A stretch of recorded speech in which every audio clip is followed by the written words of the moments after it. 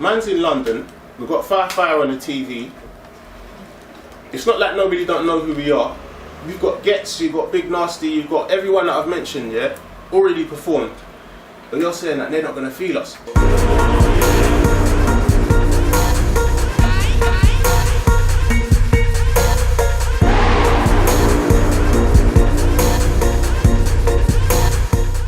But yeah, what we saying? No, the Lethal B situation, innit? That's something that a lot of people might not know about now, innit? Should I say? Not nothing that you need to talk about specifically, innit? But as part of people that wouldn't know about the fire camp situation and that, innit? Alright, basically, if for those that don't know, I used to be a member of Fire Camp. I featured on one of the biggest tunes, No.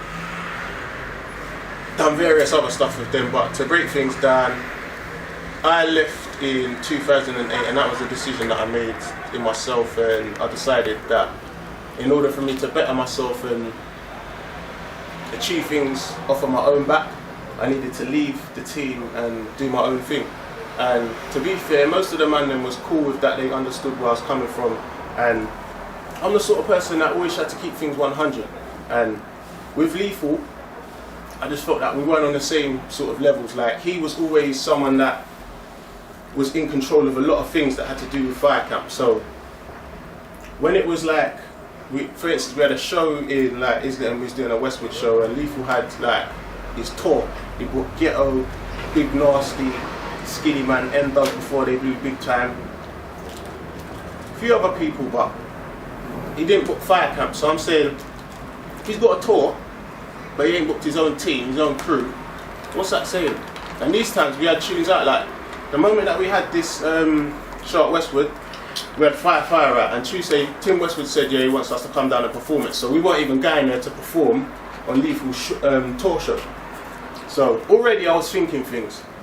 We went down there, and he was doing his show, and part of his set, there's a couple of tunes that man and feature on, like No, for instance. So we go on, do the 8-bar, come off. When he was going to have an interval, we were supposed to go on and perform Fire. But he's come out in his interval and he said, yo, I don't think the man them are going to really feel it. I don't think like the crowd are going to feel it. We're thinking, hold on a sec. Man's in London, we've got Fire on the TV. It's not like nobody don't know who we are.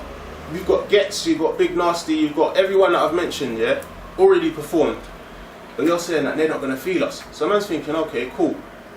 Like, if it's a no team, then man's gone. Man was like, alright, cool. Man ain't got time for this. Like, it's like some sort of puppet string thing. Man's not on a puppet string thing. If we're coming there to perform, straight away you ain't even booked us for your tour. That's like, Lex is doing a tour, yeah, but Rage ain't there. Rage ain't on the tour as well.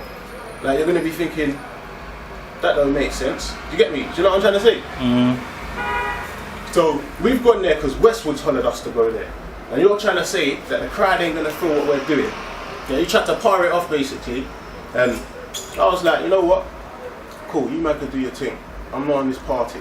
Because man's not out here on some sort of puppet string, Mickey Mouse sort of thing. And like, man deserves some respect, because at the end of the day, a lot of things happened while man was in Fire Camp, and a lot more things could have happened while man was in Fire Camp.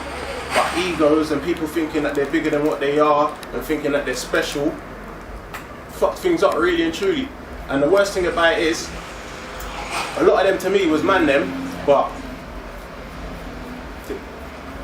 really they didn't really understand what the situation was, what was really going on. They were just happy to be there and be jumping around in the crowd and doing their thing like that. When I saw the bigger picture, so at the end of the day, that's my situation with me exiting Fire Camp. I didn't get kicked out. There's no way that anyone could have kicked me out in Fire Camp anyway, because if I showed man the work that man done for Fire Camp and I got it on the fucking hard drive right there, you can't kick me out because I'm doing more work than any man.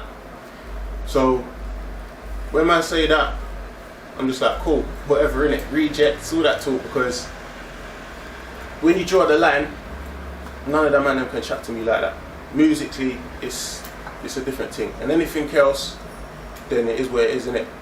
But Lethal, like, people might think that